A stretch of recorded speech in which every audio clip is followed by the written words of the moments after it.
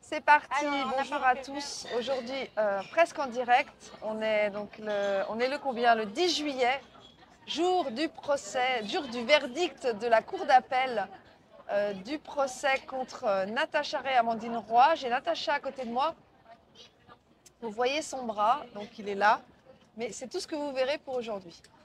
Natacha, donc alors j'aimerais savoir dans quel état d'esprit tu es et quelles sont tes premières impressions après cette victoire, hein, disons-le clairement, cette victoire contre les trogneux, les ou le trogneux, on ne sait pas trop. Oui. Enfin, Alors bonjour Chloé. Eh ben écoute, c'est un immense soulagement pour moi. C'est une immense victoire. C'est la divine surprise de la journée. Bien que François Danglars, mon avocat, était très très confiant parce que le procès en appel, contrairement à ce qu'il a pu dire, s'était très bien passé, n'était pas à charge contre moi. Et François m'avait dit que j'allais probablement être relaxée. et est-ce que tu y croyais à ce moment-là? Pas tout à fait, Ouais, pas vraiment. parce que souvent il est trop optimiste, Oui. mais après il m'avait donné quelques infos que je ne dirais pas ici, et voilà. Et donc,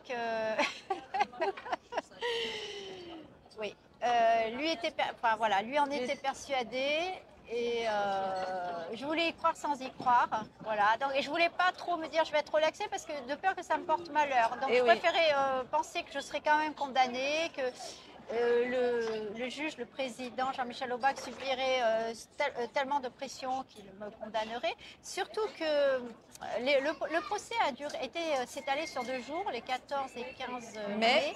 Et lors de la reprise d'une audience, il avait signifié, il avait fait comprendre qu'il avait eu des pressions puisqu'il était assez énervé, François m'a dit, et il avait dit de toute façon, ce ne sont pas les uns et les autres qui prendront la décision à ma place, et puis le verdict, ça ne sera pas forcément ce à quoi tout le monde s'attend. Bon, bah, c'était très prometteur en tout cas. Quelqu'un de courageux, quelqu'un d'intègre et quelqu'un de solide. Voilà, Qui exactement. ne s'est pas suicidé, donc ça c'est un miracle. Voilà, et qui, je pense, n'est pas suicidaire. Voilà, on va peut-être le préciser, Voilà. on va lui demander de le dire peut-être, ça sera plus sûr pour sa sécurité personnelle. Voilà, mais c'est une immense victoire pour moi, mais c'est surtout et avant tout une défaite cuisante pour Brigitte Macron, parce que c'est quand même la deuxième procédure que je gagne contre elle. Il faut savoir que ah oui, deuxième procédure. Tu peux nous récapituler un petit peu les faits? Eh bien, parce que j'avais été assignée une première fois en 2022, donc pour atteinte à la vie privée. Je n'ai su ma mise en examen pour diffamation qu'en décembre 2022, donc soit un an après la vidéo. Donc, j'avais reçu une première assignation. À cette époque, j'avais Carlo Brusa et Maud Marian comme avocats, qui avaient réussi à faire annuler l'assignation. Alors, pour atteinte à la vie privée, que m'a tenté Brigitte et ses 3 enfants, qui ne tenaient absolument pas la route, et où l'on retrouvait toutes les photos, les documents que j'ai pu montrer, la fameuse photo de mariage, le comparatif Tiffaine Auzière, photo de communiante de Brigitte Macron. Bizarrement, tout ceci ne se retrouve pas dans la plainte pour diffamation, aucun document, aucune photo. Et donc, justement, mes avocats avaient soulevé le fait que ça s'apparentait plus à de la diffamation qu'à de l'atteinte à la vie privée. Puisque les journaux en parlaient. Et puisque toutes les photos que j'avais pu montrer à l'écran étaient publiques. Voilà, étaient publiques, bien entendu, étaient parues dans des magazines, des reportages, un roman français, etc. Donc moi, je n'étais allée voler personne, je ne suis pas paparazzi. Donc cette procédure avait été annulée par la justice. Donc première victoire, ça c'était quand déjà? Et ils demandaient des sommes astronomiques parce que là j'avais toute la famille. Sûr. J'avais Brigitte, j'avais Jean-Michel, j'avais les 3 enfants. Et on ne sait pas pourquoi. Alors, les 3 enfants, mais enfin tous me réclamaient. Le tout réuni, c'était vraiment une somme astronomique de dommages et intérêts. Donc ça, on l'a fait annuler. Et aujourd'hui, je gagne en appel. Voilà. Le fameux procès pour diffamation dont toute la presse titrait les 2 femmes condamnées, ce qui prouve bien que Brigitte n'est pas un homme, rumeur François, etc. Donc là, on attend qu'il titre Natacha Ray et Amandine Roy relâchées, ce qui prouve que Brigitte était un homme. Et ça serait logique, ça serait cohérent. Si on suit leur logique. Si on reste dans leur logique, la condamnation égale Brigitte est une femme, donc la relaxation, je ne sais pas si on dit ça. La relaxe, parce qu'on se relaxe aussi, il ne faut pas croire, la relaxation aussi. Une ça fois fait relaxé, du bien. Une fois relaxé, on peut se relaxer. Exactement. Et bien, ça impliquerait, en toute logique, en toute cohérence, que Brigitte serait de l'autre sexe, peut-être. Je ne sais pas, ça Voilà. paraît logique en tout cas. Mais ce que la presse, ce que l'ensemble de la presse officielle et des médias ont caché au public, c'est que je n'ai jamais été poursuivie pour diffamation pour avoir supposé que voilà. Brigitte Macron était un transsexuel, un homme, comme ils disent. Moi, je ne parle pas, je ne dis jamais Brigitte est un homme, puisque si elle a changé de sexe, elle n'est plus un homme. Effectivement. Donc, ce n'est pas pour ça, alors que là, toute la presse a fait croire ça. J'étais poursuivie, je crois, pour 26 discours, pour lesquels j'ai été relaxée. Surtout des discours que tu n'as pas prononcés quand même, c'est bien de le rappeler. Et j'étais poursuivie pour avoir dit qu'il y avait eu des falsifications de documents administratifs. Seulement, je n'ai jamais dit que c'était Brigitte Trogneux ou Jean-Michel Trogneux qui avaient falsifié. Absolument. Et Jean Enoki, l'avocat de Brigitte Macron, a dit « Ah non, mais par déduction… » On a déduit que vous pensiez que… bref. Exactement, on a des déduit, procès en déduction. mais on ne peut pas déduire parce que le droit à la diffamation, c'est quelque chose de très dit, pointu. Écrit il faut qu'il y ait spécifiquement à la virgule près. Voilà, et là, il n'y a pas de diffamation. Et surtout, je n'ai jamais pensé évidemment que c'était Brigitte Macron ou Jean-Michel Trogneux qui avait falsifié lui-même des documents administratifs. Bien sûr que ils n'ont pas le temps de le faire. Je ne suis ni assez stupide ni assez naïve pour croire ça. Et c'est ça qu'il fallait comprendre et que de toute façon tout le monde a compris. Il n'y a que Jean Enoki et Brigitte Macron qui font semblant de ne pas avoir compris, bien sûr. Alors j'ai été poursuivie pour avoir dit il y a eu des détournement de mineurs. Alors je ne citais ni Brigitte Macron. Jean-Michel Trogneux sentait aussi… Bizarrement, Jean-Michel Trogneux a réagi de la même façon, s'est senti diffamé quand… Les deux. Quand Brigitte Macron était soupçonnée d'avoir fait le détournement de mineurs, alors que si ce sont deux personnes différentes, Jean-Michel n'a aucune raison de s'inquiéter d'avoir fait un détournement de mineurs. C'est-à-dire que les deux m'ont attaqué alors dans le même procès, avec le même avocat, pour les mêmes propos. C'est-à-dire que voilà, quand je parle de Jean-Michel Trogneux, Brigitte se sent concernée inversement. Mais on nous dit que ce n'est pas la même personne. Mais ce n'est pas la même personne. Mais en fait, ils agissent et ils interagissent comme des frères siamois. Oui. C'est quand même très curieux. D'ailleurs, le président, Jean-Michel Aubrac, en était étonné aussi. Alors j'étais accusée d'avoir dit qu'il y avait eu des falsification de documents administratifs, qu'il y avait eu un détournement de mineurs et quoi d'autre, mais voilà, des propos tout à fait périphériques et qui ne concernaient pas du tout la transsexualité à aucun moment, puisque Brigitte n'a pas osé m'attaquer sur ce point-là, puisqu'elle aurait été obligée de faire un test ADN. C'est pour ça, les gens qui disent, mais pourquoi ils ne demandent pas un test ADN? Parce qu'on n'est pas en droit d'en demander, puisque je n'ai jamais été attaquée sur ce point-là. Voilà, bien sûr. Mais Brigitte devait faire quelque chose, donc quand la rumeur s'est emballée, que tous les journaux en parlaient pour la débunker, pour la démonter, bien entendu. Mais n'empêche que la rumeur a précisé, donc elle s'est sentie obligée de porter plainte, mais elle ne pouvait pas porter plainte sur le sujet principal. Ben non, puisque c'était pas… Et ni en première instance, ni en appel, quand même, le sujet primordial de cette affaire, c'est-à-dire la transsexualité, n'a été abordé. Ça, c'est totalement démentiel quand même. Mais pour autant, les journaux ne se sont pas privés de faire croire aux lecteurs que c'était le sujet de tous ces procès, de toutes ces procédures. Alors, encore une fois, en toute logique, ils devraient maintenant eh bien rester dans leur registre, c'est-à-dire la transsexualité de Brigitte, ou pas, et dire qu'effectivement, si Natacha Ray et Amandine Roy ont gagné, eh bien, cela voudrait dire que Brigitte n'est pas ce qu'elle prétend. Mais je crois que là, il n'y a pas beaucoup de monde qui en parle. J'ai vu un entrefilet sur le site BFM et j'ai vu aussi que la parole avait été donnée seulement à Jean Enoki et pas à mon avocat. Pas la partie adverse qui a gagné, pas à Maître d'Anglais ni à Maud Marian. Donc il y a seulement Jean Enoki qui a le droit de s'exprimer. On a une vision unilatérale. Jean Enoki qui a dit par ailleurs qu'il ne se satisfaisait bien sûr pas du tout de ce jugement et qu'il allait en parler avec ses clients pour voir ce qu'ils allaient faire. Alors, ils ont toujours la possibilité de se pourvoir en cassation, bien sûr, mais il faut savoir qu'en cassation, on ne va pas analyser le fond de l'affaire. Déjà, il n'y a pas de plainte pour la transsexualité. C'est juste la forme du procès, c'est le côté juridique qui est passé à la loupe. Il n'y a pas eu d'irrégularité, enfin, il n'y a rien qui justifie qu'ils aillent en cassation, mais ils peuvent y aller. Alors, je pense que peut-être… Ils ne vont pas s'en priver, à mon avis. Voilà, mais toujours est-il que moi, j'aurais eu cette victoire en appel qui est tout à fait jouissive. Historique, voilà. Est-ce que tu as des échos de ce qui s'est passé durant l'audience aujourd'hui, à 13h30 à la cour d'appel? Non, je sais que j'ai été relaxée donc sur les 26 discours, il me semble que c'est 26 discours, avec l'excuse de bonne foi. Alors ça, c'est ça, c'est vraiment voilà, la cerise La sur le cerise gâteau. sur le gâteau.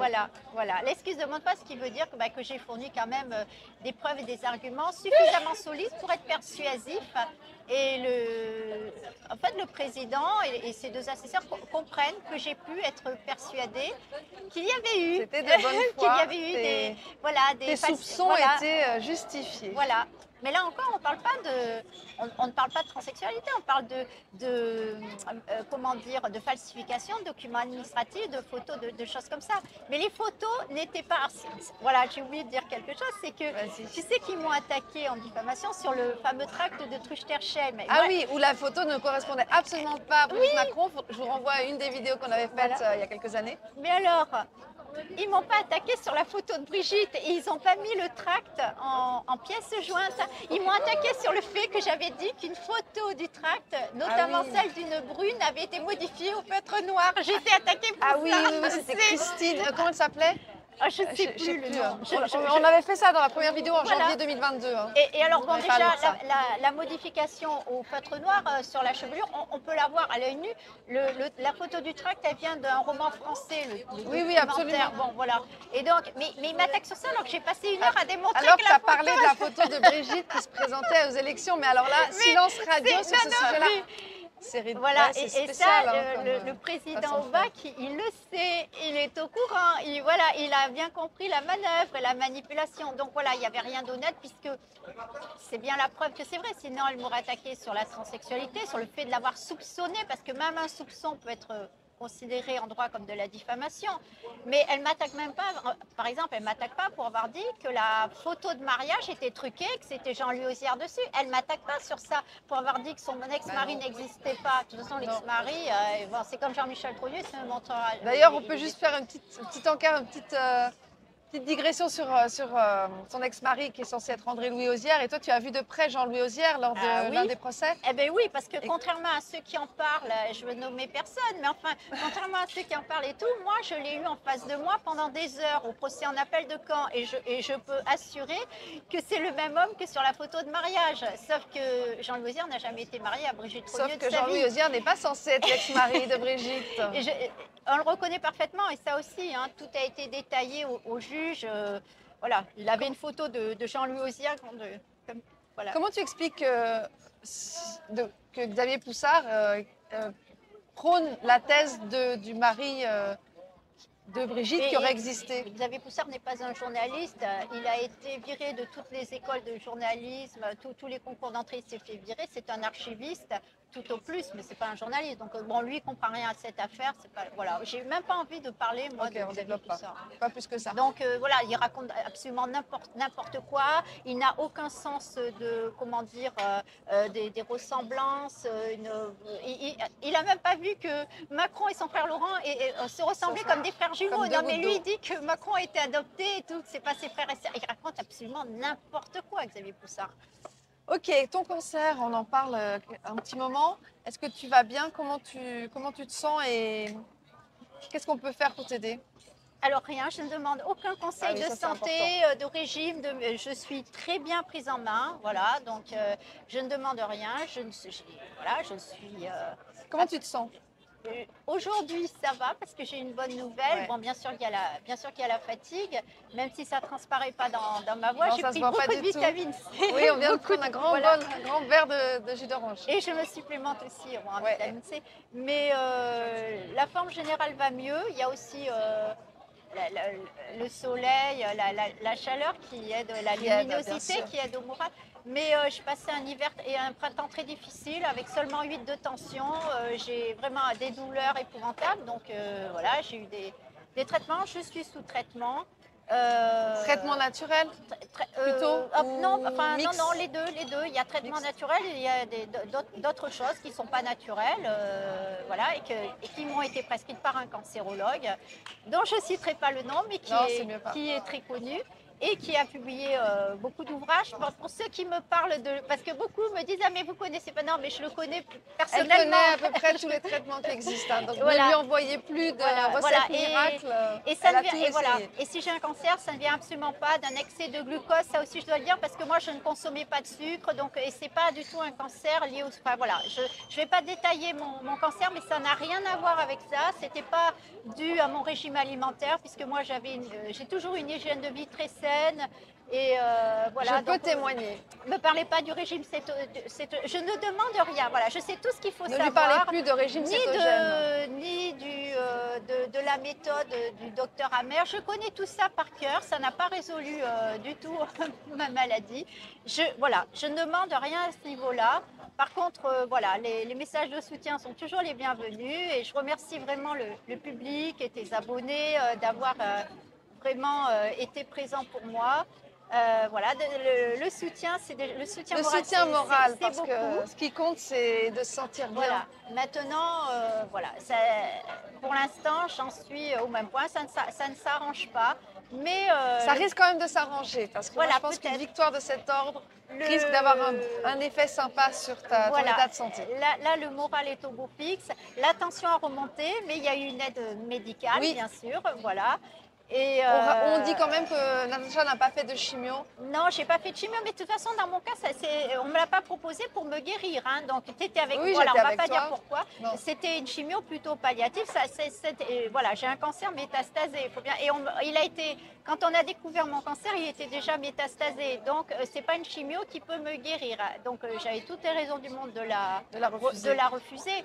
Mais j'ai fait quand même 6 mois de traitement oncologique et qui m'ont rendu plus malade que je n'étais.